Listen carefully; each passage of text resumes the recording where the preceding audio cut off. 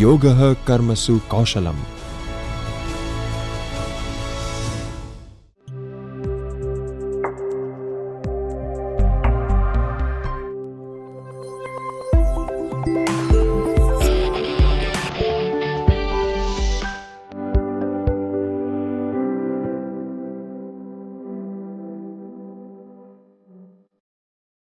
Hello friends, this is Professor Neelam Panchal from Gujarat University and I welcome you all in this session on Management Process Part 2, Meaning, Importance, Process and Types.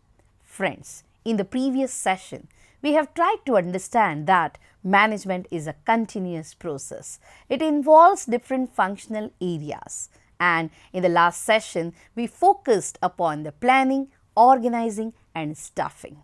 In this session, we are going to focus upon directing and controlling, which is integral part of the management.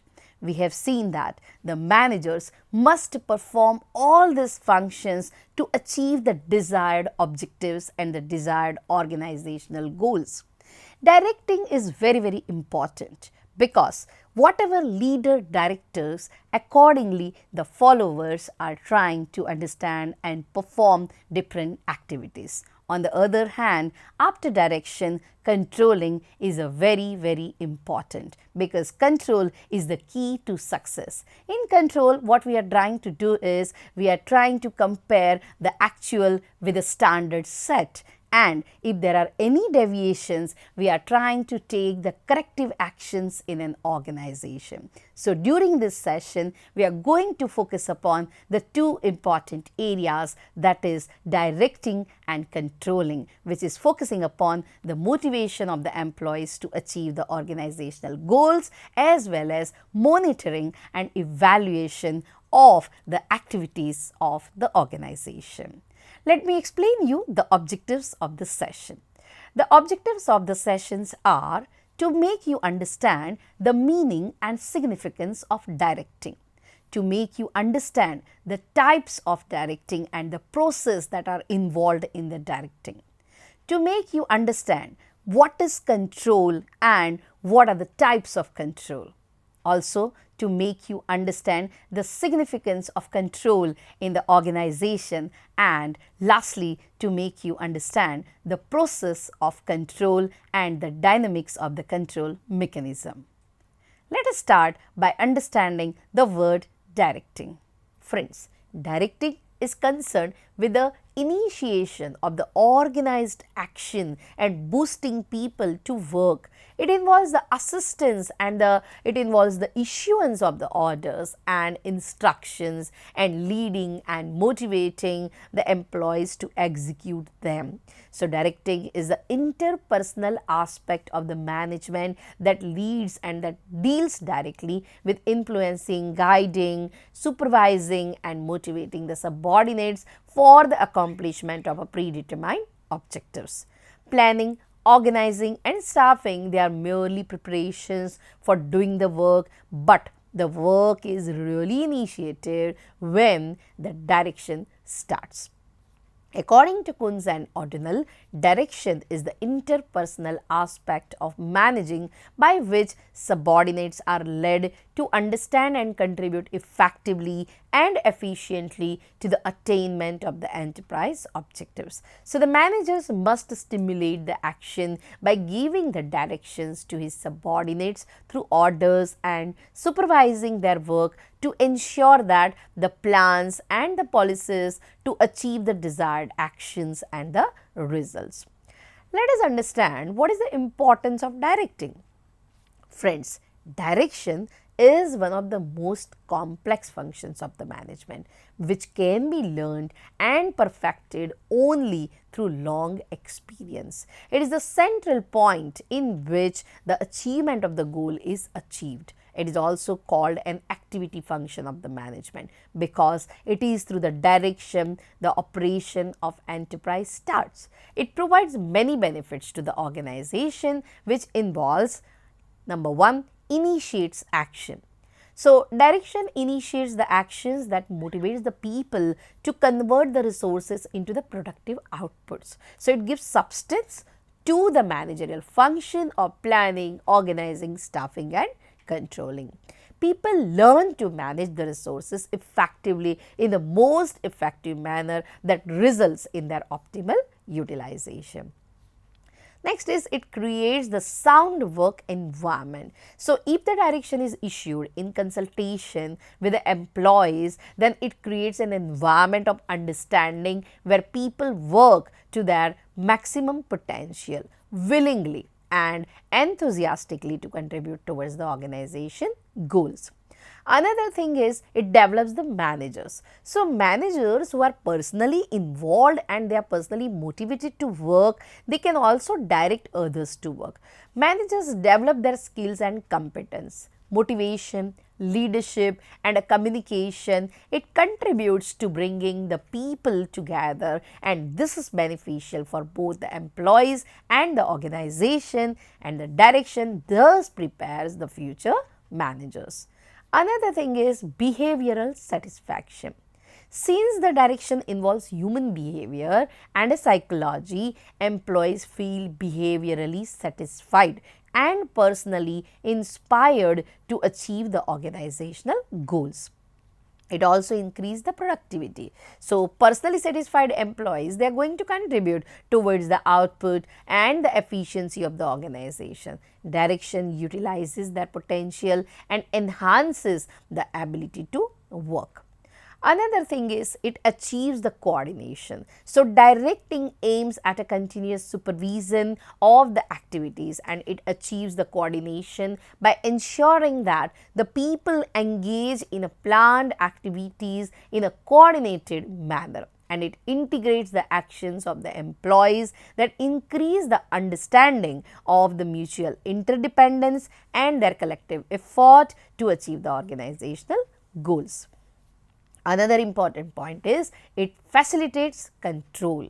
So, coordination, it brings the actual performance in conformity to the planned performance. The control function is also thus facilitated by the effective direction. If the direction is effective, the control is going to happen. Another point is it facilitates change. Direction in fact helps in introducing the change in the organization structure and adapting the organization structure to the external environment. People are not easily receptive to changes. Direction helps in changing the attitude of the people very positively.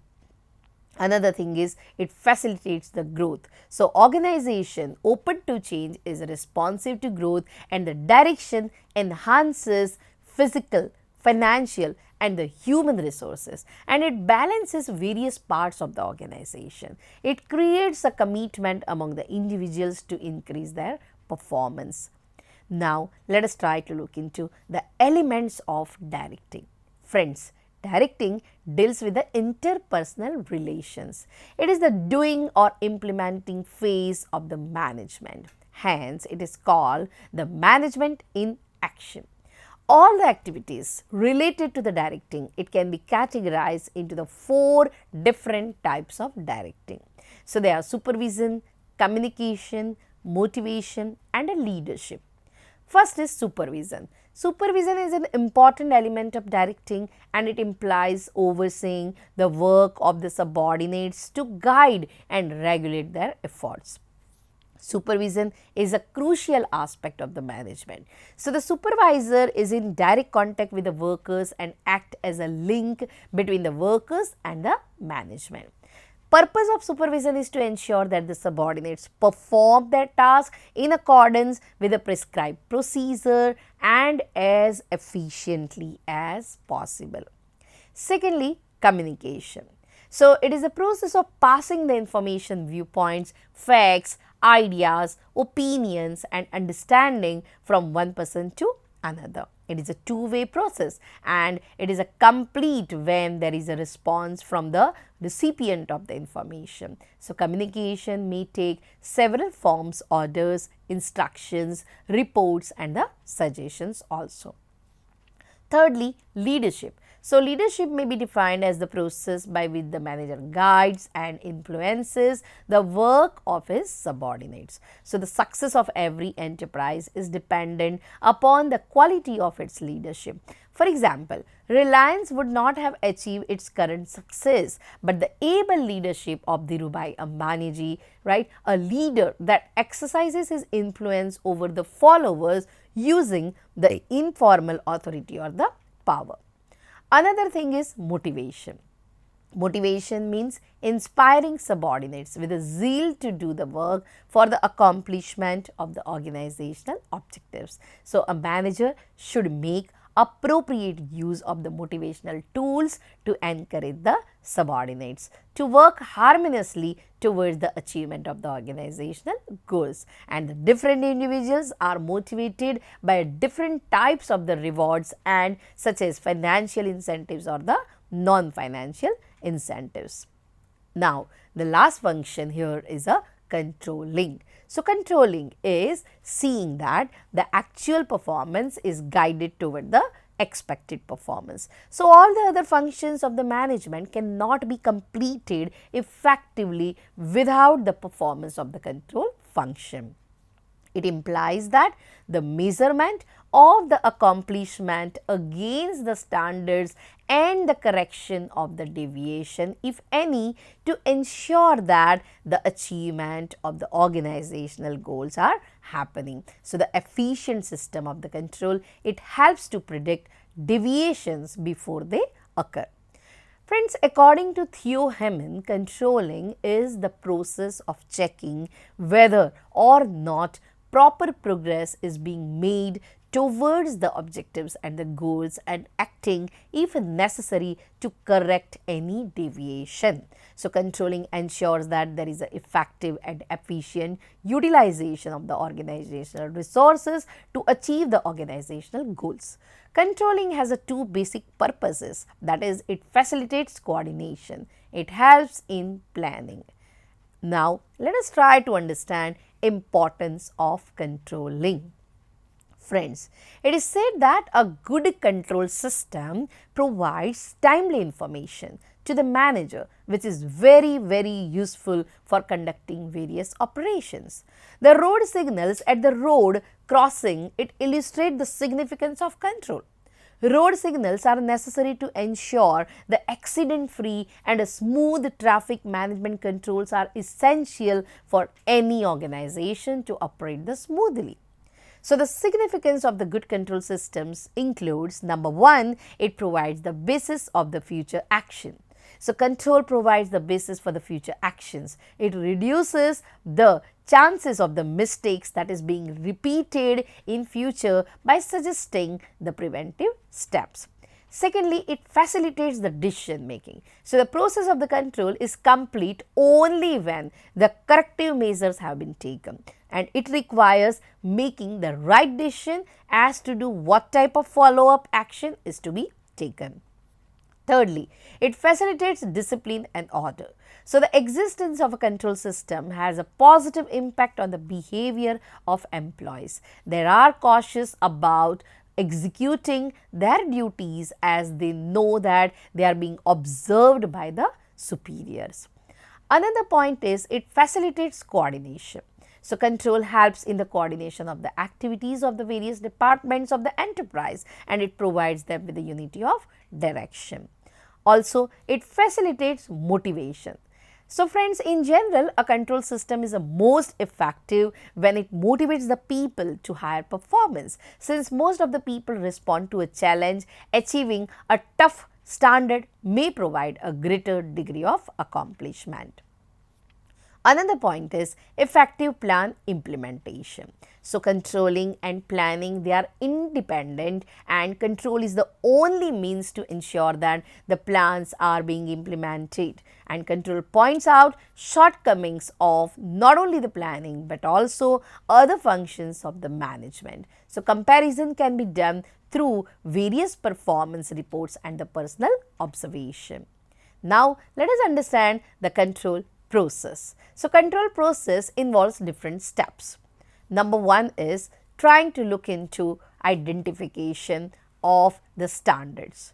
So, when you are establishing the standards, they are the plans and the targets that must be achieved during the business functions, and it is based on the evaluation of the actual performance. Standards can be defined in the quantitative or the qualitative manner, and quantitative or a measurable standards can be in form of the cost, output, time and the profit, and the qualitative or a non-measurable standards can be in the form of the performance of a manager, the attitude of the workers, improving the motivational level of the employees. So friends, standards should be flexible and that is capable of being changed according to circumstances and the situations.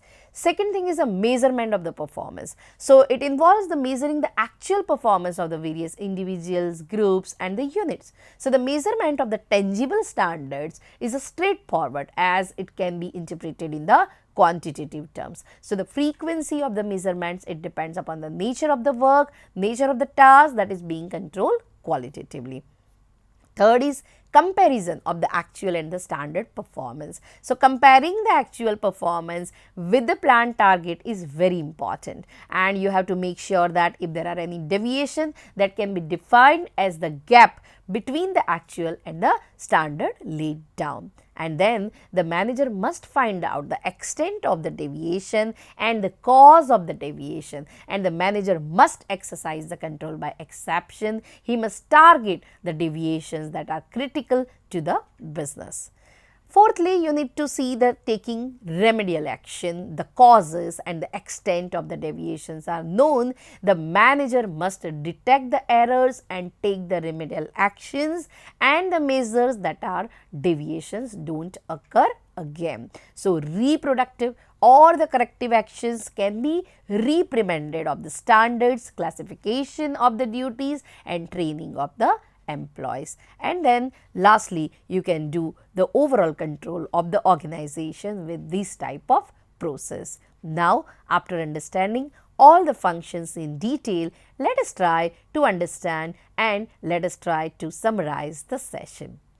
Friends, planning must be done before the current operation, and control should follow the plans during and after the current performance. In this session, we have seen that the experience gained in planning and controlling will help to improve the planning process. We can say that controlling and planning, they are interdependent and interrelated. We have also seen that the economic development of any country that depends upon the management. Management coordinates all the organizational activities and produces a synergic effect.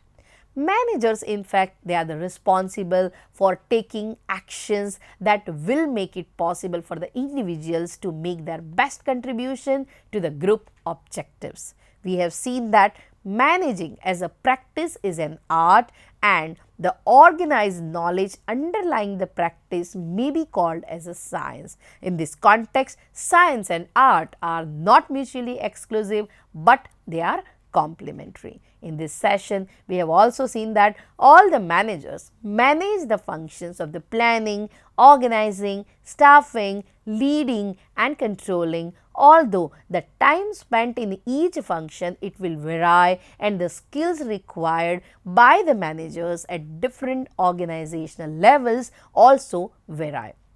We have seen that managerial activities are common for all the managers irrespective of which department and which firm they are into, but the practices and methods must be adopted at all the tasks, all the enterprise and all the situations.